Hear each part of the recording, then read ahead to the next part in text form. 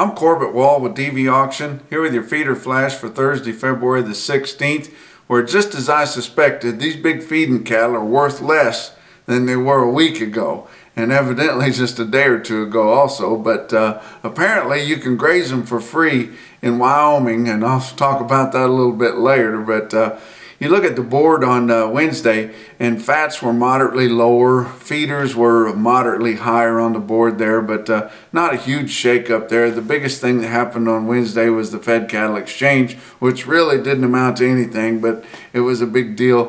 1,550 head sold out of 4,800 cattle, which would not be a very good if you were looking at any other kind of a sale.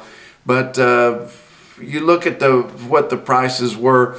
They had pins in the Southern Plains bring from $118.50 to $119.25. They still can't sell anything in the Northern Plains. They sold some like $3 back from there, just a deal here or so, $116.75.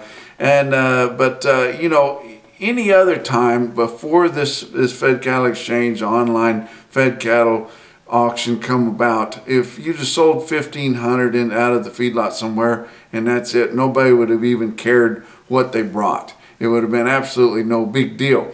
But it now is, since just a few weeks and you know, maybe a few months, but several weeks after it started, it's kind of a big deal.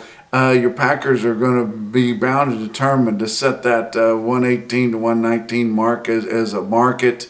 And your feedlots aren't ready to do that. A lot of times here in the last several weeks we've seen some trade on Wednesday afternoon after that, but these feedlots are going to dig their heels in a little bit, and it may be a struggle to trade cattle this week, but I would bet you that 119 is probably the top for this week's sale.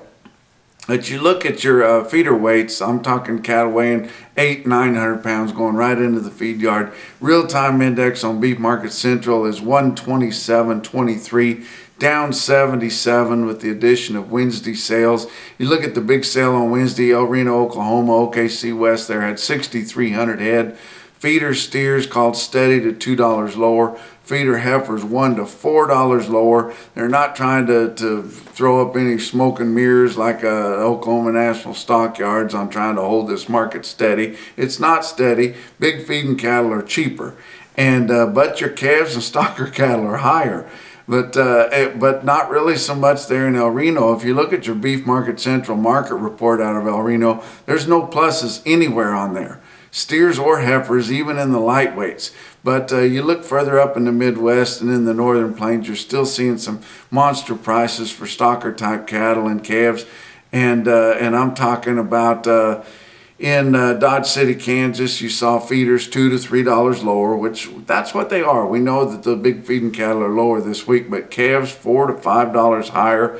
Guys still wanting to put their grazing cattle together, but nothing compares to Torrington, Wyoming. In Torrington, Wyoming, they're absolutely blowing their brains out over these stocking type cattle.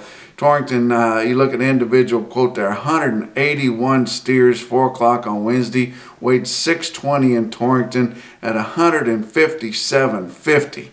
They had some lighter ones there, 125 head, weighed 612 and 161.50. Had some heavier ones, 196 head, weighed 649 at 154.50. That's $1,000 a piece, guys.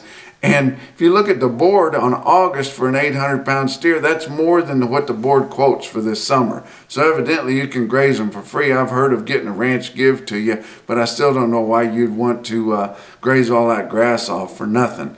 Look at some light peewee calves there in Torrington. They had 67 steers, weighed 479 for 184, and those look cheap in comparison to those bigger stockers. But that's your feeder flash for Thursday.